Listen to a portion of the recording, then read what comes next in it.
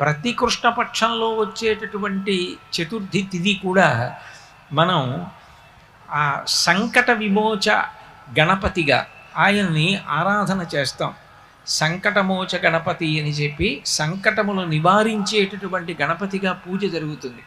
సంకటం కలగకుండా ఉండడం కోసం తాను సంకటమునందు కృష్ణ పరమాత్మ ఇరుక్కుని శ్రీచక్రం టీవీ చతుర్థి వ్రతాన్ని చేసి ఆ వ్రతం చేసిన కారణం చేత సంకటం నుంచి ఎలా పైకి రావచ్చో లోకానికి నిరూపించాడు. విశేషం ఏమిటంటే ఇందులో మేనమామ మేనల్లుడి యొక్క పాత్ర గొప్పది. మేనమామ కృష్ణ పరమాత్మ, ఎందుకనంటే పార్వతీదేవి యొక్క సోదరుడు కదూ నారాయణ నారాయణి. నారాయణుని చెల్లెలు నారాయణి పార్వతీదేవి. పార్వతీదేవి పెద్ద కుమారుడు విఘ్నేశ్వరుడు. కాబట్టి మేనమామ ఎవరు? నారాయణ కృష్ణ పరమాత్మ. పరిపూర్ణావతారం. పరిపూర్ణావతారం అంటే